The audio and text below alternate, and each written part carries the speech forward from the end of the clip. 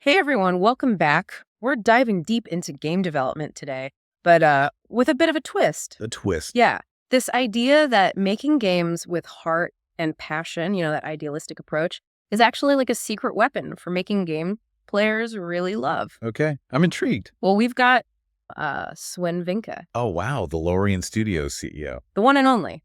He was at the 2024 Game Awards, and, well, let's just say he dropped some serious wisdom. Makes sense. Larian is kind of a poster child for this whole thing, right? They've made some incredible RPGs. Divinity, Baldur's Gate 3. They're killing it. And they seem to really get this whole passion-driven approach. Yeah, they really walk the walk. It's not just talk with them. Okay, so right off the bat, Vincke starts talking about this oracle revealing the Game of the Year winners for, the next few years. Wait, what? I know, right? It's hilarious. But he's using this humor to make a really important point. I'm all ears. So this oracle is actually a metaphor. It represents this idea that games that are born from genuine passion, a real desire to make something special, those are the ones that truly connect with players. It's like he's saying, forget the spreadsheets and marketing plans. Just make something you're passionate about, and players will respond to that. Exactly. And he calls this the formula for success. He even gives some examples like Elden Ring, Baldur's Gate 3, and even Cyberpunk 2077. Okay, now that's interesting. Those are all very different games. Right. But they were all passion projects in their own way. They pushed boundaries, took risks, and didn't just follow the same old formulas. I see where you're going with this. Yeah. So it's not just about passion. It's about using that passion to do something different, something bold. You got it. Would Elden Ring have been so huge if it had just been another generic open world game? I don't think so. Probably not. It was that willingness to challenge expectations that made it stand out. And that's what's so refreshing to hear, especially when you compare these games to some releases from some of those big AAA publishers. Oh yeah, the ones that feel more like they were designed by a committee than by a team of passionate developers. It's like you can feel that lack of soul in some of those games, Absolutely. And I think players are picking up on that. This brings up another important point that Vincke makes. Treating developers with respect, giving them creative freedom, fostering a positive work environment, really valuing their contributions. Right, making them feel like they're part of something special. He even brings up this analogy of the ship of Theseus. Oh yeah. If you gradually replace every part of a ship, is it still the same ship? Right. And he uses this to talk about how important it is to retain experienced developers and build a sense of continuity within a studio. It's like if a company is constantly losing talented people, it's like they're slowly becoming a different ship. It makes you think about those studios that used to be known for groundbreaking games, but now just seem to put out generic stuff.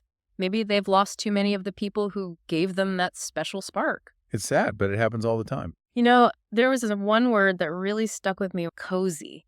They use it to describe the feeling you get when you play a game made with this idealistic approach. It's such an interesting word choice. Cozy.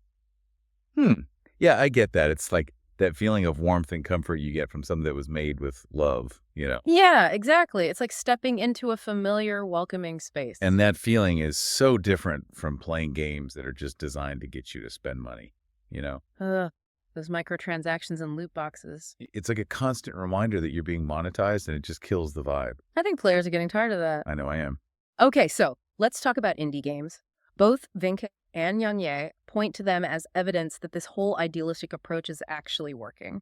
Young Ye even talks about the massive success of games like War Thunder, Rust, Path of Exile 2. Yeah, the indie scene is so vibrant right now. They're doing some really innovative stuff. And a lot of it comes down to that freedom they have, right? They're not beholden to big publishers or shareholders. Exactly. They can just focus on making the games they want to make. And players are responding to that. They can feel that authenticity.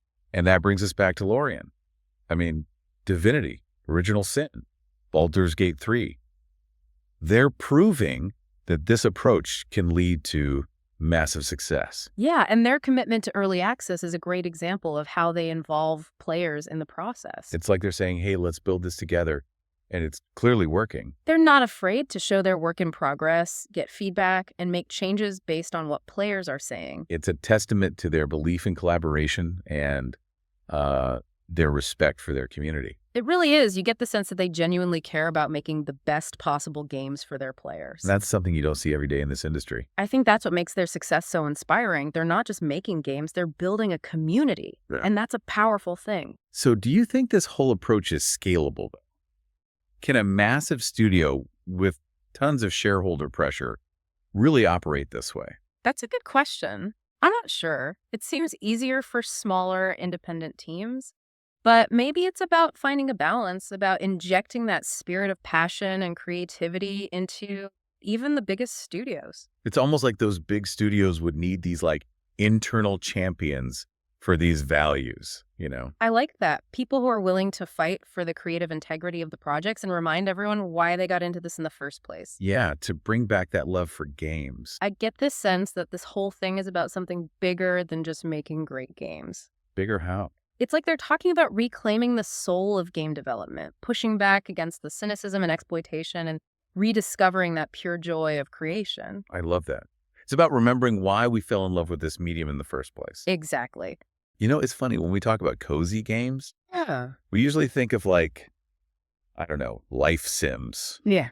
or chill puzzle games. Yeah, But totally. I think Frank is talking about something bigger, Yeah. something that goes beyond genres, more like that feeling of really connecting with the game's world and the people who made it. It's like, they poured their hearts into it and they actually want you to enjoy it, Not just like spend money, but really get into it. Exactly. Like Stardew Valley. Remember that one? Oh, yeah. Simple idea, right? Yeah. But you can tell the creator loved making it. Yeah. Every little detail, every character, it's all so carefully done. It makes you feel like you're part of something special. Exactly. That reminds me, when I first played Stardew Valley, I was going through a rough patch. And that game was like, I don't know, a warm hug, just so calming and wholesome. I get that it's like a safe space. Yeah. Yeah. And I think that's the power of cozy gaming, right? It's about making players feel safe and connected. And like someone actually cares, Yeah. which is honestly kind of missing from a lot of games these days. Especially those that are all about profit. When it's all about the money, you lose that human touch. It just becomes a transaction. Exactly. And I think players are starting to see through that. Oh, for sure. They want something more genuine. I don't want to be exploited anymore. Right. They want games that actually respect them, not just their wallets. They can tell the difference between a game made with love Yeah. and a game made to, please shareholders. And they're supporting the studios that get it. Absolutely. And it's working. Look at Baldur's Gate 3. Such a great game. You can tell they really listen to the community. It's a real collaboration. It's like a back and forth, a dialogue. You end up with something better, It's more than just playing a game, you're part of making it, and that creates a sense of community, which is so important these days. especially in the digital world where everything feels so isolated. Games can bring people together. And when those games are made with passion Yeah. and with a real desire to connect with players, It's like magic happens. it really does. Reminds us that games can be more than just entertainment. They can tell stories, build empathy. Help us understand each other. And as we move forward with players wanting more than just flashy graphics, More than just addiction. this whole cozy gaming thing, this focus on connection, I think it's going to become even more important. It feels like a shift, Like the bar is being raised. Players are demanding more authentic experiences. More human experiences. And that's a good thing. It challenges developers To step up their game. make games that matter. Games that actually resonate. Games that, I don't know, maybe even change the world.